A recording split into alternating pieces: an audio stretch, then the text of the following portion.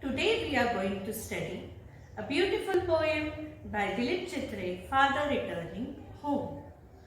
It, it is a beautiful poem which depicts the life of a father, especially in India, where we glorify mothers and we fail to give importance to fathers whose contribution is equally important. If you want to know about Dilip Chitre, a notable poet, writer, translator. He is actually a bilingual poet, a writer who has written much in English and Marathi. He has been awarded twice with Sahitya Academy for his collection of poems as well as his translation work. That is Srestuka, where he has translated Abhanga by Sant Tukaram in English. Now, if we talk about his other contribution, he contributed much to Marathi literature as well by his magazine, that is Shabd, which was very popular in the 60s. Now, not only writer, poet, translator, he is also a noted painter and a columnist who used to write much in Marathi and English. Father Returning Home. When you read this poem, you will realize actually why the poet how keenly he is observing the things going on around him. In this poem, the poet has beautifully depicted the loneliness of a father, how he feels alienated in his own house where no one cares about him.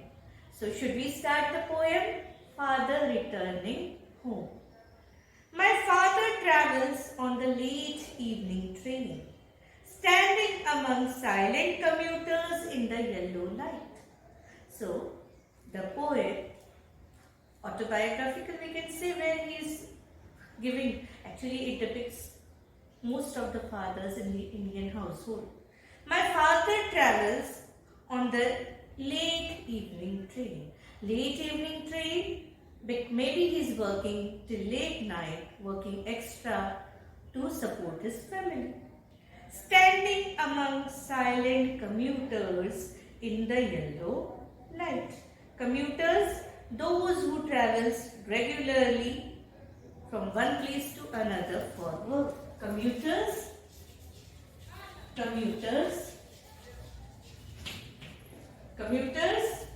people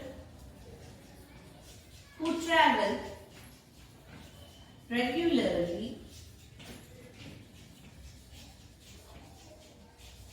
from one place to another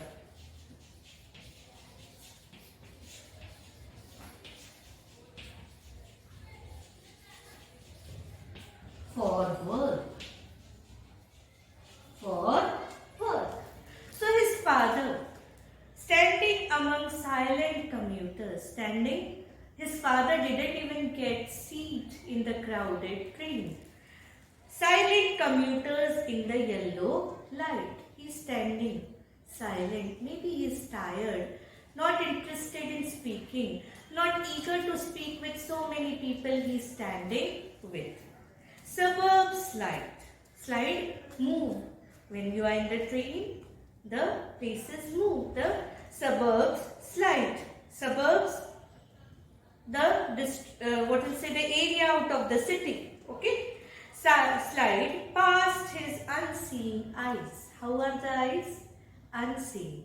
They are not interested in what is passing. Obviously, for work, if he is traveling every day, you are keen, you are interested in observing all the things when there is novelty, when you are seeing it the first time, or less, not more often. But if it's part of your daily routine, every day you are going through the same thing, again in the morning, again in the night, will you be interested in observing? No. So his eyes are unseen, not interested in what is passing by. His shirt and pants are soggy, wet. Soggy, wet. His shirt and pants are soggy, wet and cold, soft because of being wet, and his black raincoat. Maybe it's raining, so because of that his raincoat, his pants have become wet. Stained with mud.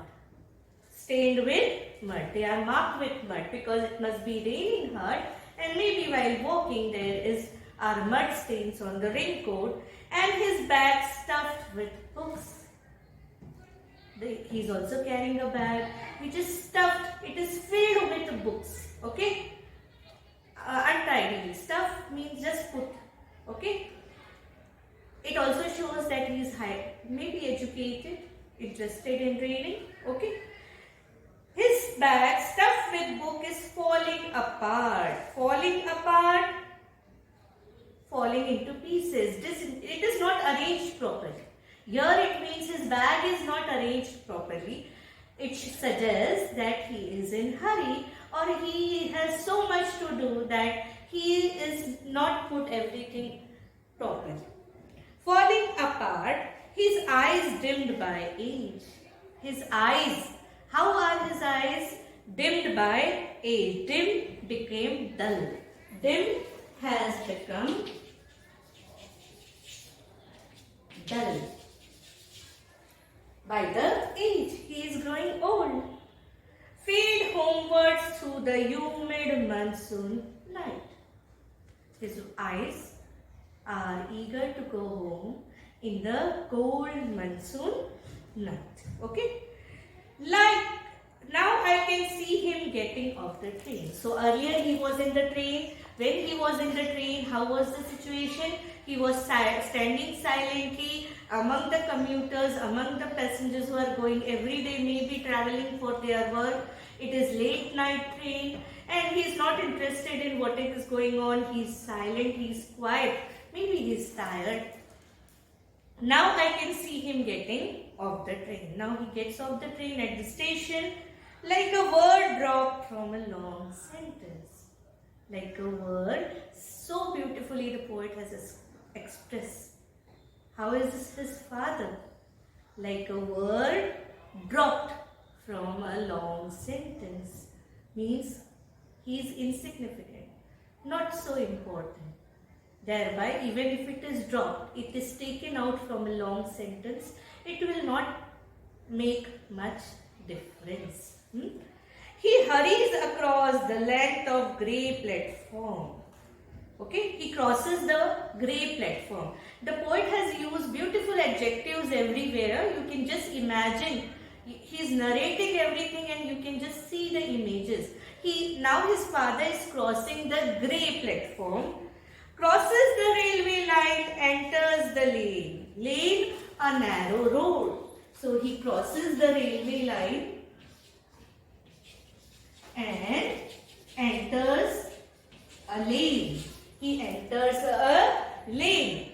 His chappals are sticky with mud. As it was raining, it was muddy all around. Even his chappals are sticky with mud, but he hurries onward. It shows his eagerness to get home. Home again. Now he has come at his home. Now actually this poem is divided into 2 stanzas, each consisting of 12 lines. In the first 12 lines, the poet describes how his father is at the train, he gets to the home. And now in the second stanza, we will see what happens at home. Home again, I see him drinking weak tea. Tea is weak. Tea is weak. Actually, in India, we have the habit of saying strong tea. Strong tea. Why strong tea? It is brewed a lot, you know. Here, weak tea means maybe it's not even hot properly, or maybe it's not brewed properly.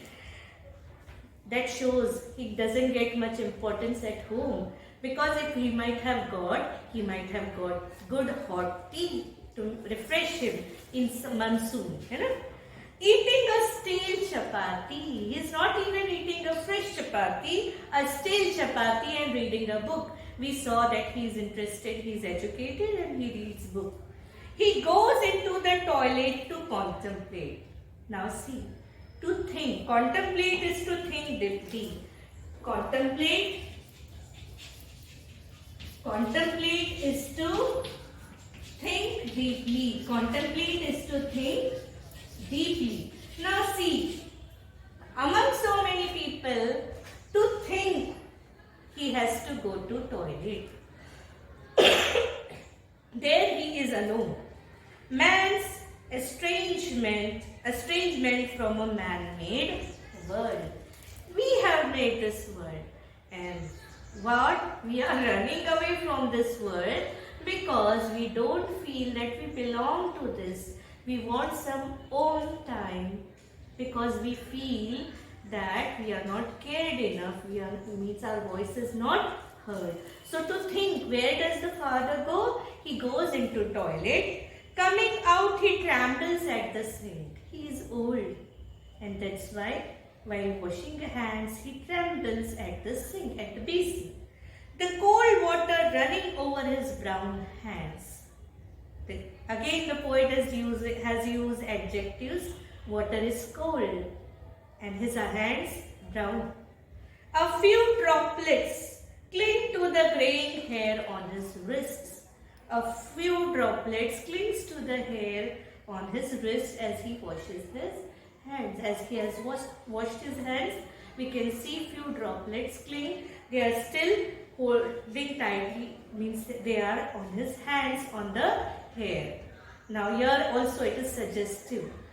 Water suggests life and grey suggests old age. He is still alive, though old, he is still alive. His sullen children had often refused to share jokes and secrets with him. Sullen, bad-tempered. Sullen, bad-tempered. His children, bad-tempered. They don't share their secrets with him. They don't share, they don't talk with him much. He will now go to sleep. Now his daily things are over after coming home, and now he will go to sleep. Listening to the static on the radio, static, monotonous, okay, that noise of the radio. It's not very clear, no? We have that hissing sound on the radio. So that sound on the radio, he is listening to the radio and he will go to sleep listening to it, because he don't have people around to talk with him, and dreaming of his ancestors and grandchildren. And what he is dreaming now, listening to the radio, he goes to sleep and he dreams about his ancestor, about his past, about his grandchildren, that is his future. He is thinking about his past and future. Thinking of nomads entering a subcontinent through a narrow pass. And what he is thinking about is thinking about his ancestors who had entered through a narrow pass in the subcontinent. What are nomads? What are nomads? Nomads are wanderers who don't have home. Nomads are wanderers. They don't have their home. They are wandering from one place to another. They are wandering from one place to another. So like father, he is also wondering for his place in everyone's life. So he is thinking of past and he is thinking of future. He is not thinking of present. Because maybe he is not happy with the present life. Okay. Of nomads, he is thinking of nomads. He is thinking about the wanderers who entered the subcontinent through a narrow pass. He is thinking actually about the Aryans who entered through Khyber Pass in Asia. He is thinking about those people because he is not happy with his present, and thereby he is just thinking about other things to distract his mind. So in this poem, a beautiful poem divided into 2 stanzas consisting of 12 lines each. In the first stanza, the poet describes the everything when his father gets onto the train and come to home. And in the second stanza, he describes the scene at home. At both the places, what do we find? That in spite of being surrounded by people, father feels lonely. He feels isolated. He feels alienated. He feels alienated. So that word estrangement means alienation. That word estrangement has been used there. It means alienation. Alienation, feeling of not belonging. Estrangement means a feeling of not belonging to, feeling of loneliness, feeling that you are not part of the group that you are living with. That is alienation. So in this poem, poet has used beautiful imagery to describe everything. He has used different adjectives to make us feel and to make us visualize everything. The poem is in free verse, it doesn't have rhyming words. It talks about an important issue, how lonely the people in old age feel. And especially father, throughout their life they are busy earning for their family.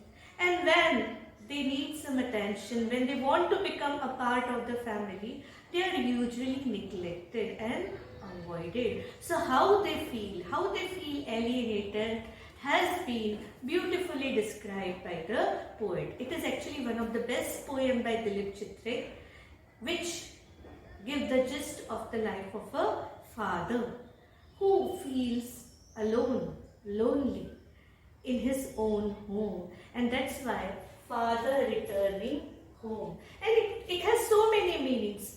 From any angle, if you will see this poem, you can have so many things attached to it. Means you can see it in different ways.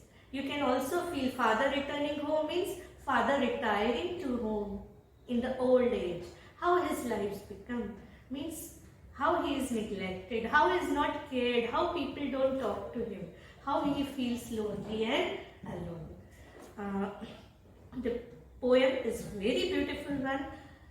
Do read the poem, because when you read the poem, you realize how you should care for the people around you whom you have been neglecting. I hope you might have understood the poem. Do subscribe to the channel to enrich your English. Thank you.